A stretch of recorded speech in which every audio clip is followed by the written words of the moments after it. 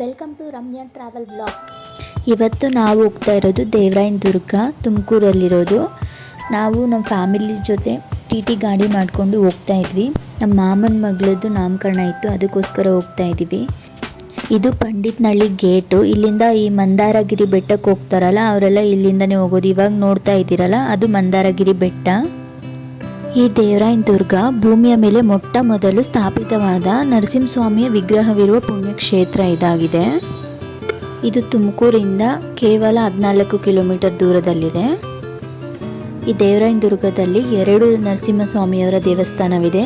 ಬೆಟ್ಟದ ತಪ್ಪಲಿನಲ್ಲಿ ಭೋಗಲಕ್ಷ್ಮಿ ನರಸಿಂಹಸ್ವಾಮಿಯವರ ದೇವಸ್ಥಾನವಿದ್ದರೆ ಬೆಟ್ಟದ ಮೇಲಿನಲ್ಲಿ ಯೋಗಲಕ್ಷ್ಮಿ ನರಸಿಂಹಸ್ವಾಮಿಯವರ ದೇವಸ್ಥಾನವಿದೆ. ಈ ದೇವರಾಯನ ದುರ್ಗ ಬೆಟ್ಟವು ಒಂದು ವಿಶಿಷ್ಟ ಲಕ್ಷಣವನ್ನು ಹೊಂದಿದೆ.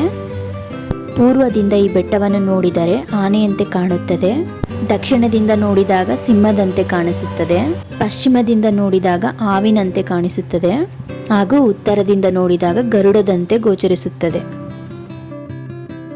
ಈ ಕ್ಷೇತ್ರದ ಸ್ಥಳ ಪುರಾಣದ ಪ್ರಕಾರ ದೇವಲೋಕದ ಗಂಧರ್ವರೊಬ್ಬರು ಯಾವುದೋ ಶಾಪಕ್ಕೆ ಒಳಗಾಗಿ ಈಗಿನ ದೇವರಾಯನ ದುರ್ಗದ ಕಾಡುಗಳಲ್ಲಿ ಆನೆಯ ರೂಪವನ್ನು ಪಡೆದು ನಿರ್ವಹಿಸುತ್ತಿದ್ದರಂತೆ.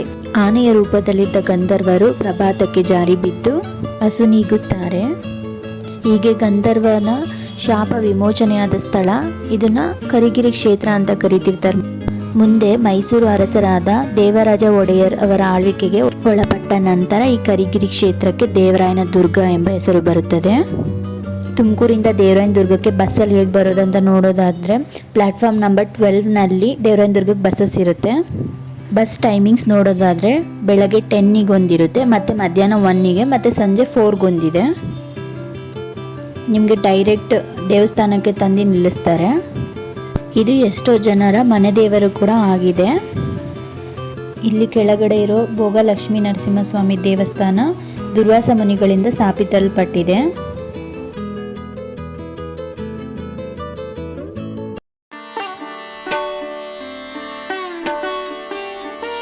ಬೆಟ್ಟದ ತಪ್ಪಲಿನಲ್ಲಿರುವ ದೇವರು ಭೋಗವನ್ನು ಕರುಣಿಸುತ್ತಾರೆ. ಅದಕ್ಕಾಗಿಯೇ ಈ ದೇವರಿಗೆ ಭೋಗಲಕ್ಷ್ಮಿ ನರಸಿಂಹಸ್ವಾಮಿ ಎಂಬ ಹೆಸರು ಬಂದಿದೆ. ಈ ಟೆಂಪಲ್ದು ಟೈಮಿಂಗ್ಸ್ ನೋಡೋದಾದರೆ ಬೆಳಗ್ಗೆ 8 ಗಂಟೆಯಿಂದ ರಾತ್ರಿ 8 ಗಂಟೆವರೆಗೂ ಓಪನ್ ಇರುತ್ತೆ.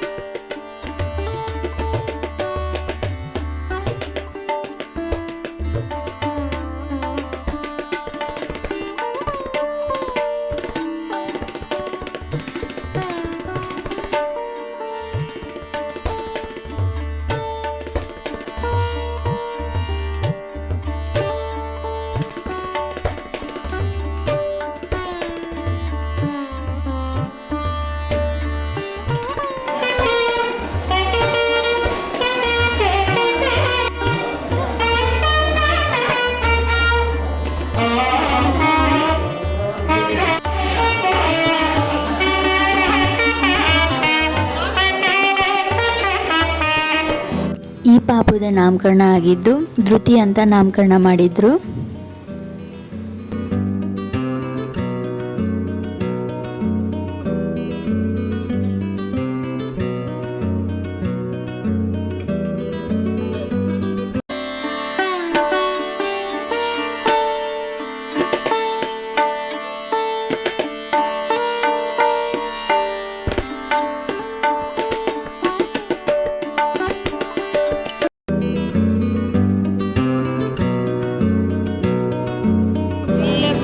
भोगालक्ष्मी नारसिंह योगा भोगालक्ष्मी नारसिंह व्यवहार नामांकिते श्रुतिनान्याः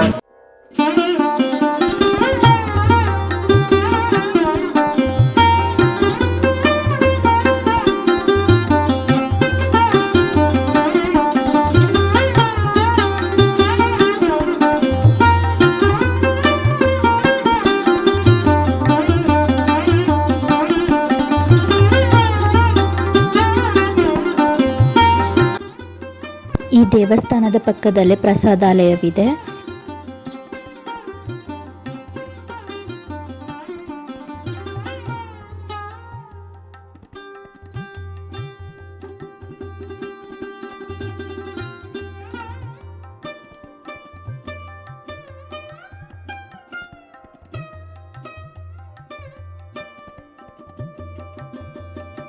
ಈ ದೇವಾಲಯದ ಹಿಂದೆನೆ ಪುಷ್ಕರಣಿ ಇದೆ. ಇದನ್ನು ನರಸಿಂಹ ತೀರ್ಥ ಅಂತ ಕರೀತಾರೆ. ದುರ್ವಾಸ ಮುನಿಗಳಿಗೆ ಒಂದು ಸಲ ಗಂಗಾ ಸ್ನಾನ ಮಾಡಬೇಕೆಂಬ ಆಸೆ ಆಗುತ್ತೆ.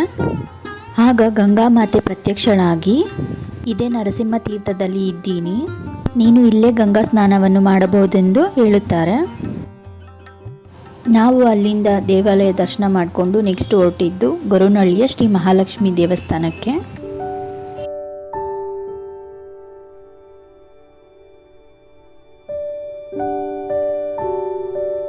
ಇದು ಗೊರವನಹಳ್ಳಿಯ ತೀತಾ ಡ್ಯಾಮ್.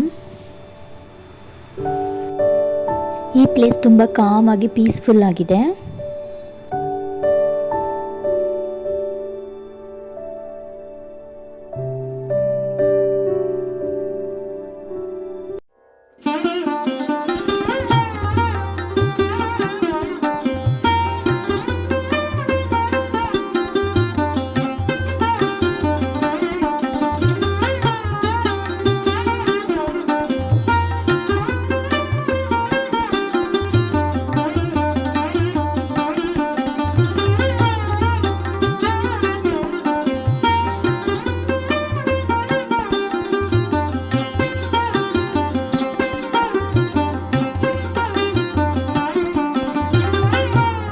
ಅಲ್ಲಿಂದ ದೇವರ ದರ್ಶನ ಮಾಡಿ ದಾಸೋಹ ಭವನಕ್ಕೆ ಬಂದ್ವಿ.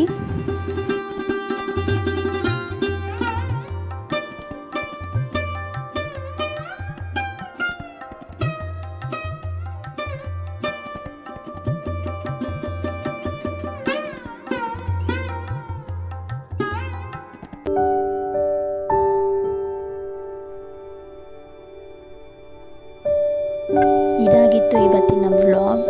ದೇವರಾಯನದುರ್ಗ ಮತ್ತು ಶ್ರೀ ಮಹಾಲಕ್ಷ್ಮಿ ದೇವಸ್ಥಾನ Goravanahalli. Thank you for watching guys. ನಿಮಗೆ ಈ ವಿಡಿಯೋ ಇಷ್ಟ ಆಗಿದ್ರೆ ಪ್ಲೀಸ್ ಒಂದು ಲೈಕ್ ಮಾಡಿ, ಶೇರ್ ಮಾಡಿ, ಮತ್ತು ಇದೇ ಥರ ವೀಡಿಯೋಸ್ಗಾಗಿ ಸಬ್ಸ್ಕ್ರೈಬ್ ಮಾಡ್ಕೊಳ್ಳಿ. Thank you.